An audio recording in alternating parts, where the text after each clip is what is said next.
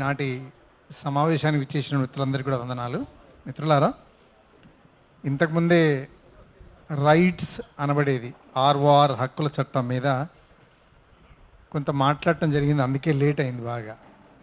అంటే అక్కడ కూడా అన్యాయానికి గురయ్యేది ఎవరు కావాలని వాళ్ళే కాబోతున్నారు.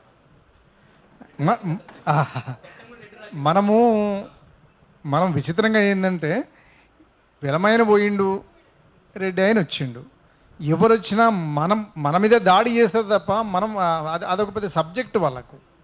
మనము దాడులు చెరిగాయని ఎందుకు అనుకుంటున్నాం? దాడులు జరగడం కొత్త కాదు. ఇప్పుడు కుక్క మనిషిని గరిచిందంటే వార్త, కుక్క వచ్చి మనిషిని గరిచిందంటే వార్తనా? ప్రతిరోజు ఆ బాధలు అనుభవించవలసిందే, ఎదిరించవలసిందే. అదొక దశ వస్తుంది, తరిమి కొట్టే రోజు కూడా వస్తుందని కూడా గుర్తుపెట్టుకోవాలి. స్పష్టంగా చెప్తుంది గవర్నమెంట్. ఏమంటుందంటే, రాజ్యం మనదే ఉండాలి, మనమే రాజ్యాన్ని ఏలాలి, కుటుంబానికి ఒక 10 ఎకరాలు ఉండాలి, వాళ్ళందరూ పాలితులుగా ఉండాలి, మనం పాలకులుగా ఉండాలి. వాళ్ళ ఒప్పుకుంటుండు కదా ఆయన. ఇంకా మనం ఆడ పెద్దగా వెతకాల్సింది ఏం లేదు అక్కడ. అందుకోసమని తప్పు చేసిన వాళ్ళనే నేరస్తులుగా పరిగణించబడుతున్నటువంటి వ్యవస్థ ఇది.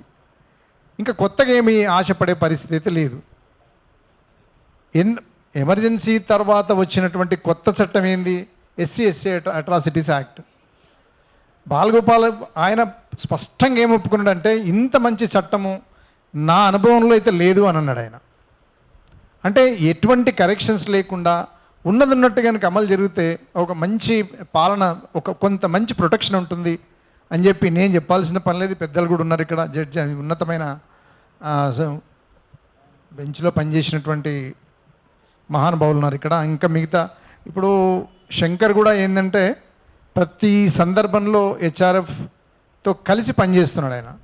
హక్కుల కోణం, మనిషి పుట్టాక అతనికి ఏమి హక్కులు ఉన్నాయి, రాజ్యాంగం ఏ రకమైన హక్కులు కల్పించింది, అందుకు స్పష్టమైన వైఖరి తీసుకొని మా హక్కుల సంఘాల్లో తను పనిచేస్తూ, ఎక్కడ ఏ జరిగినా కూడా మేము పిలిస్తే ఆయన వస్తున్నాడు, ఆయన పిలిస్తే మేము వెళ్తున్నాం.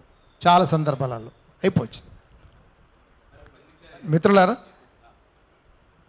ఇప్పుడు బ్రదర్ చెప్పినట్టుగా, తర్వాత ఇంతకుముందు సార్ చెప్పినట్టు, స్కైలాబ్ బాబు చెప్పినట్టు, ఎక్కడైనా మనము ఒక నిజాన్ని అన్వేషించక ముందే అబద్ధాలు అక్కడికి వెళ్ళిపోతున్నాయి. వాళ్ళ పోలీస్ స్టేషన్కి వెళ్ళిపోతున్నాయి, తప్పు చేసిన దగ్గరికి వెళ్ళిపోతున్నాయి. ఎక్కడ మనల్ని ఎక్కడ అణిచివేతకు సరిపడా గ్రౌండ్ అంతా తయారు చేసుకుంటున్నారు వాళ్ళు. పోలీస్ స్టేషన్లో ఎవరైనా అరెస్ట్ అయితే, ఇంకొకటి ఎగ్జాంపుల్ చెప్పి క్లోజ్ చేస్తాను నేను.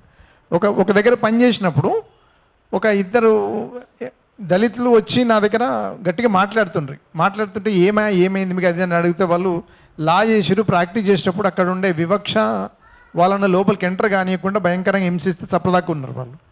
అయితే అక్కడికి కూడా రాణిస్తలేరు. కనీసం పోలీస్ స్టేషన్ కన్నా పోయి ఏమన్నా అడుగుదామని అంటే, వాళ్ళని ఎన్నో నుంచి కాపాడుకుంటారో తెలియదు. మొత్తానికైతే చిన్న నేరం చూసి లోపలికి తీసుకొని పోయి ఒక రూమ్లో వేసి ఎస్ఐ బలంగా ఉన్న హెడ్ కానిస్టేబుల్తో విపరీతమైన దెబ్బలు కొట్టించారు వాళ్ళను.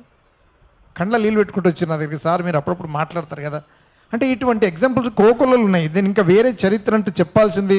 సార్ బాయ్ సాబ్ మంచి ఎగ్జాంపుల్ చెప్పిండు. అంటే మనము కొన్ని పోరాట రూపాలను మార్చి, ఈ ధర్నాలు ఇటువంటి కాకుండా ప్రాక్టికల్గా ఆయన ఎవరైతే ఇప్పుడు అంతా మా రెడ్లే ఉంటారు, ఇంకెవరు లేరు అక్కడ. వాళ్ళే సర్వం, తెలంగాణ సంపద అంతా వాళ్ళ దగ్గరనే ఉంది, డ్రగ్స్ మాఫియా వాళ్ళ దగ్గరనే ఉంది, ఇసుక మాఫియా వాళ్ళ దగ్గరనే ఉంది, స్కూల్ ఎడ్యుకేషన్ వాళ్ళ దగ్గరనే ఉంది, అన్నీ వాళ్ళ దగ్గరనే ఉన్నాయి. కాబట్టి మీరు ఈ స్టైల్ ఆఫ్ ఫంక్షనింగ్ కొంచెం చేంజ్ చేసి, హక్కుల కోణం అసలు ఏం చెప్పింది రాజ్యాంగం అనే ఒక స్పష్టమైన వైఖరి తీసుకొని ఆ దిశగా ముందుకెళ్తే, ఇప్పుడు ఇంతవరకు ఒక రెడ్డి గారు అనడానికే భయపడదు ఈ హాల్లో. ఇప్పుడు ఫలానా రామిరెడ్డి గారని, ఫలానా నరసింహారెడ్డి గారని అనగలుగుతున్నాం.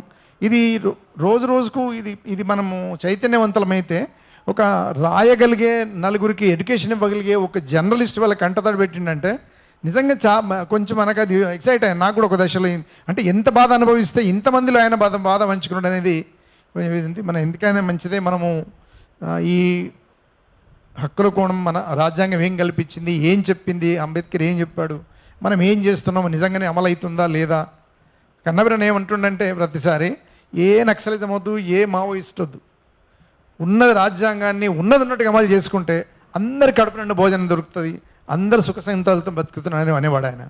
అంటే ఇది నిజమే కదా. ఎవరైనా ఒక వ్యక్తి మంచి మాట అన్నప్పుడు ఆ మాటను మనం ఆదర్శంగా తీసుకోవాలి, కానీ అక్కడ జరగనిస్తలేరు వీళ్ళు. కాబట్టి ఈనాటి ఈ సమావేశానికి విచ్చేసి ఇంకొంచెం మెసేజ్ ఎక్కువనే ప్రిపేర్ అయినా, కానీ అక్కడ బాగా చాలా అవసరం వచ్చింది కాబట్టి ఎక్కువసేపు ఉండాల్సి వచ్చింది. ఈ అవకాశం ఇచ్చిన శంకర్ భాయ్కి, మిగతా ఓపికతో మీ అందరికీ కూడా హెచ్ఆర్ఎఫ్ తరఫున, మానవకుల తరఫున ధన్యవాదాలు.